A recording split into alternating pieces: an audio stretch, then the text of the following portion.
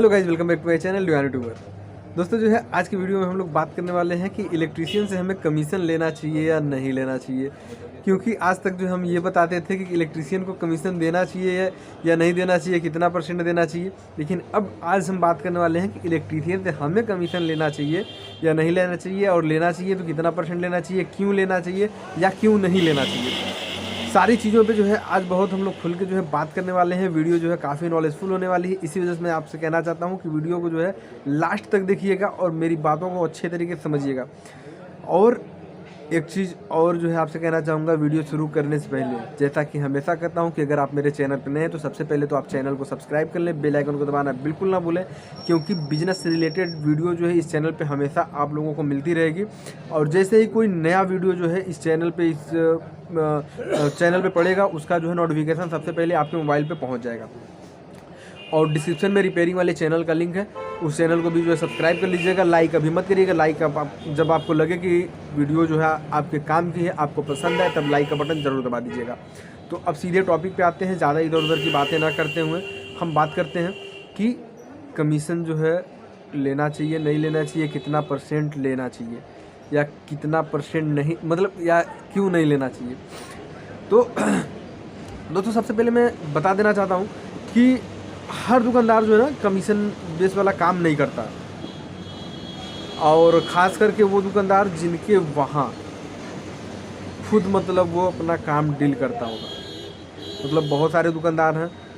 जो लड़के रखते हैं, जो है उनसे काम करवाते हैं, उनकी जो है वो सैलरी देते हैं, या उनका जो भी परसेंट मतलब जो भी फिक्स होता है उनको देते हैं और उनसे काम लेते हैं। लेकिन यहीं पे जो है बहुत सारे दुकानदार ऐसे भी हैं जो है सिर्फ सेलिंग का काम करते हैं, मतलब सेल करते हैं, वो काम न करते हैं ना करवाते हैं। ठीक है, तो ऐसे में जो है होता क्या है कि कभी कभी जो है कोई ग्राहक आ गया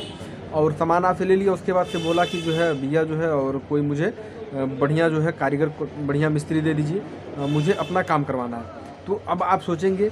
अब आप दिमाग लगाएंगे कि मैं फला फला फला फला जो है इलेक्ट्रीशियन को जानता हूँ, और इन लोगों को जो है मैं मतलब वो लोग मेरे वहाँ ग्राहक लेके आते हैं, मैं उनको कमीशन देता हूँ। तो आप सोचेंगे यार कि अब मैं इससे भी जो है कमीशन लूँ, क्योंकि मैं इसे काम दे रहा हूँ। तो ये सोचना जो है कहीं ना कहीं आपके लिए जो है बिल्कुल सही भी है, हर आदमी सोचता है। लेकिन इस सोचने के बाद जो है लोगों की कई कन्फ्यूजन भी बन जाती है कि यार उसे कमीशन लेना सही रहेगा नहीं लेना सही रहेगा, क्या है वगैरह वगैरह। तो दोस्तों जो है अब मैं आपको बता देना चाहता हूँ, जैसा कि देखिए अगर इलेक्ट्रीशियन आपके वहाँ बहुत ज़्यादा जो है ग्राहक लेके आता है, ठीक है, उसे थोड़ा बहुत अगर आप जो है कमीशन देते हैं, तो ऐसे जो है इलेक्ट्रीशियन से आप स्टार्टिंग में कमीशन ना मांगें तो बेहतर होगा। स्टार्टिंग में कमीशन ना मांगने का वजह ये है, मैं इस वजह से कह रहा हूँ कि हो सकता है कि जब आप भी उसे काम देने लगें तो अगले को भी जो शर्म आएगी कि यार मैं भी अगर इनके वहाँ ग्राहक लेके आता हूँ तो ये भी जो है मुझे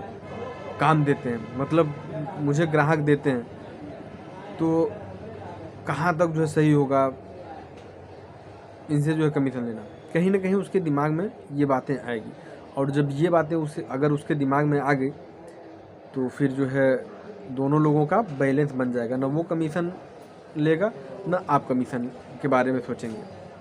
लेकिन आपने 2 साइड दिया, 3 साइड दिया, 4 साइड दिया, फिर भी जो है उसकी वही आदत बनी है, उसे जो है कोई फ़र्क ही नहीं पड़ रहा। जब वो ग्राहक लेके आता है तो आपसे कमीशन ले लेता है। लेकिन एक चीज़ है, आप अपने से जो है उसको कमीशन देना मत बंद करिएगा कि मैं भी तुम्हें काम दिया था और जो है मैं कमीशन नहीं दूंगा। ऐसे में जो है बात बिगड़ सकती है। अगला आप दें, अगला खुद मना करे, तब ये जो है बेटर है, तब ऐसे सिचुएशन में बेटर है। और अगर जो है उसके बाद भी आपने काम देने के बाद भी जो है वो कमीशन ले रहा है, तब जो है आप फिर क्या आप करेंगे,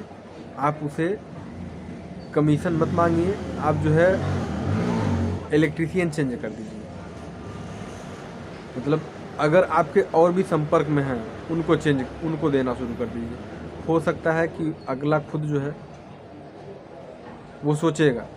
जब दूसरे को देंगे अगर उसे जानकारी होगी तो हो सकता है कि उसके दिमाग में आए, तो या तो खुद आपसे बात करेगा कि भैया जो है ना मैं लूँगा ना आप लेंगे, और आप मुझे काम देंगे, मैं आपको काम दूंगा। अच्छे इलेक्ट्रीशियन अगर होंगे तो उनके दिमाग में ये चीज़ें आ ही जाएंगी। अगर 2 से 3 बार 4 बार अगर आपने उससे अपने काम के बदले डिमांड नहीं किया तो वो अपने आप ही जो है आपको मना कर देगा। और अगर नहीं मना करता तो फिर दूसरा इलेक्ट्रीशियन पकड़िए। और अगर इस तरह से 2-3 में भी जो है अगर आपको लगता है कि ये सब आपसे ले रहे हैं और आप दे रहे हैं तो आपका कुछ फ़ायदा एक्स्ट्रा नहीं करवा रहे हैं, तब फिर जो है आप उनसे बेझिझक जो है खुल के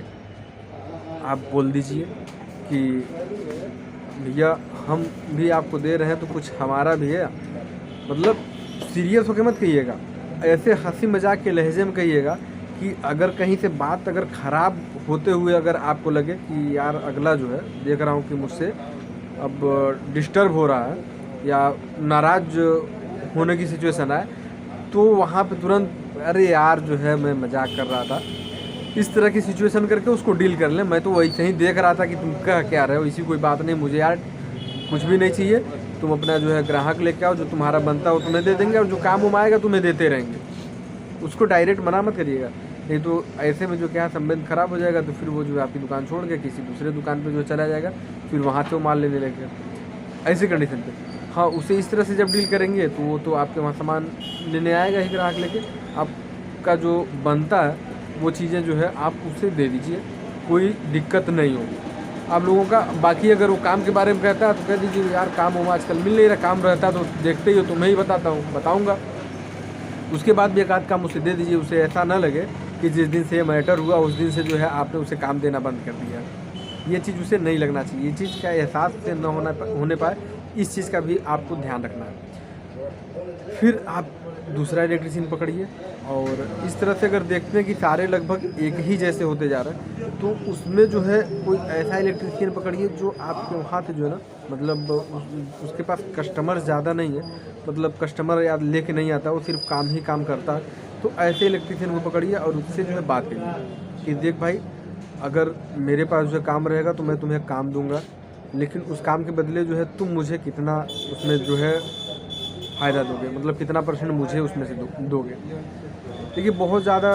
इलेक्ट्रीशियन भी परसेंटेज नहीं दे पाएगा भाई, उसको भी अपना जो है लेबर चार्ज और सारे खर्च भी निकालने हैं, लेकिन कुछ ना कुछ वो आपको फिक्स कर देगा कि इतना परसेंट हम जो है आपको देंगे। अगर वो डील हो जाता है तो फिर करना क्या, बाकी लोग तो जो चल रहे हैं चल ही रहे हैं, उसी में चुटपुट उन लोगों को थोड़ा बहुत देते रहें